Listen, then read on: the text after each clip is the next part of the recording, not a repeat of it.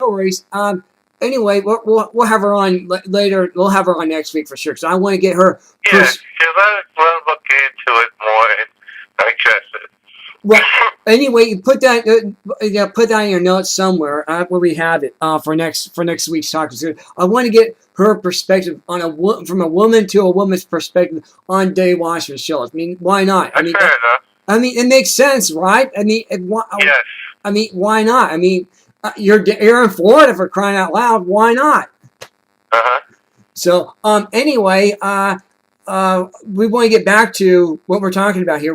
That's dealing with the national security threat of ISIS, and mention Joel Kaufman too as well, because he's going to be at the. One thing about Joe, this is the right time for him because he's an expert on terrorism. Right. He exposed Islamic terrorists from also the last since before 9/11. Mm-hmm. So he's an expert in the field. Right. And if you have a candidate that has an expert in the biggest thing going in the world today, running, that's the one you got to vote for, because you want people who know what they're talking about and securing your best interest. And nothing's more important in your best interest than the safety of the people in the district. That's why we had Joe Kaufman on. So this is the perfect time for him. Right. He is an expert in terrorism, and he can use his expertise to keep this district, CD23, and the country secure. Well, is Gloria there now? Is your wife there? No, she's not there right now. She'll be back. She'll be back in an hour or two, but you get it next week. I'll get her next week. Okay, no problem. Thank you so much. But anyway, because Joe Kaufman, we had him on already, as you know, we had him on, and and he's on his way. He was in the Jewish community all day today, and it looks like yesterday from what I saw. And he also, I think he went to the funeral of the reporter, the journalist that got butchered by ISIS, because that was also in down here that the family left. So I think he was there, and he was all over the place. And he's getting a lot of support in the Jewish community, which is a big thing because he needs that and the Hispanic community and the seniors. So we can get those three who normally vote Democratic to start flipping. He will win and defeat Debbie. Yeah, and we gotta expose Dave as much as we can here. We gotta get rid of the wicked witch of the East. The people in the Spanish community down here, they want a secure boundary, a secure border, and they want to learn English. They want education, right? And they have that to Common Core, right? And this is why we gotta expose the wicked witch of the East. And we got Nancy Pelosi, the wicked witch of the wicked witch of the West. Nancy Pelosi, that's another one that needs to retire. She's over 70 years old. She's been in Congress for more than 30 years. She needs to go. Yeah, 27 years. Yeah, I know. 27 years. Ridiculous. Absolutely just outrageous. Yeah. So, you're right. 30. This ran at 30 years. Be done. Those two, Alfie Hastings is another one. These people that have been there as a career politician need to be voted out or have term limits because they're not doing anything. Look at the unemployment rate. Right. The unemployment in this there's only 142,000 jobs created this year, this month, and that just passed. Right. Okay. Yeah. Another one. That's the worst it's been in 8 months. Another one. The unemployment rate went down to 6.1. But that's not because more people are getting jobs, because more people just gave up.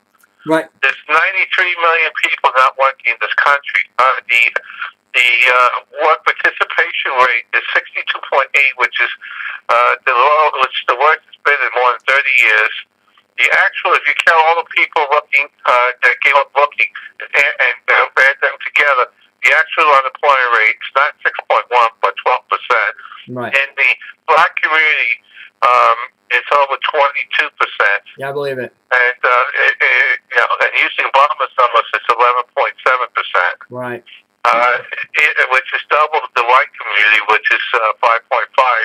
Using Obama's numbers, the wage salaries increased by 2%.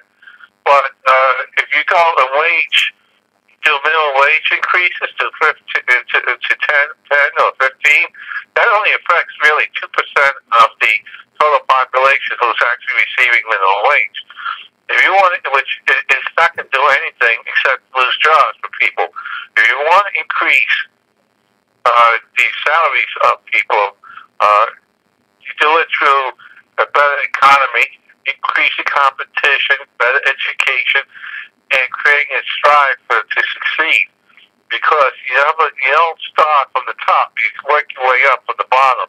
And if you grow within a company or whatever you're doing, you get higher salaries. But you got to put the effort and the work in. Nobody's just going to hand you $100,000 job a year, for a year. Right. You got to earn that.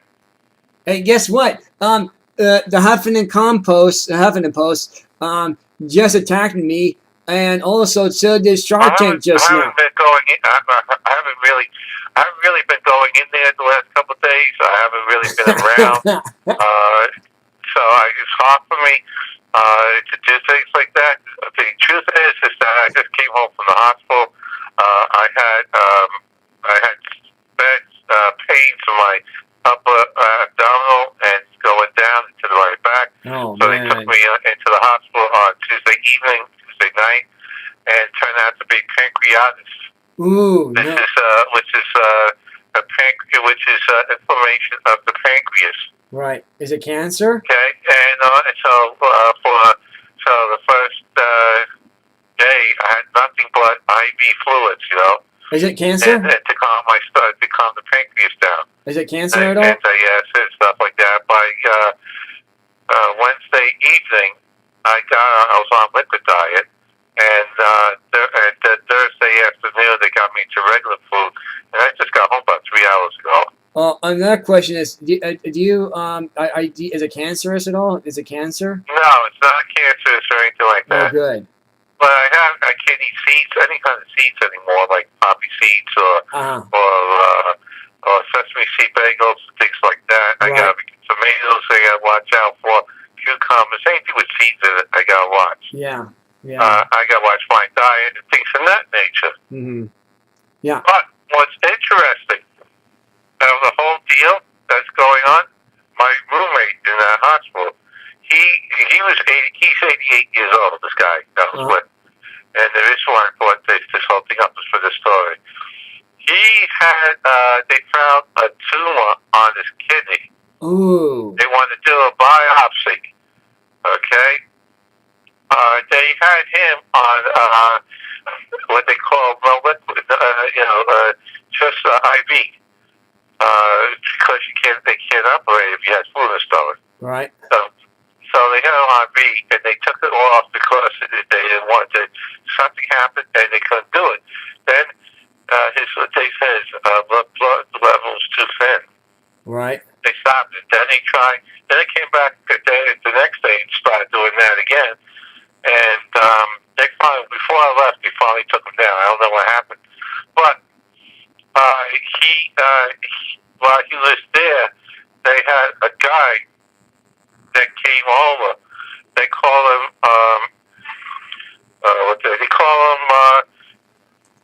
blood conservation program coordinator. Basically, what he is, is a person that talks to the family and discusses possibilities with them. Uh-huh. Okay? Right. Such as what happens if, these are the alternatives, this is what we're going to do. If something happens, who's around. In other words, that was a member of the so-called death panel of Obamacare. So I saw it firsthand.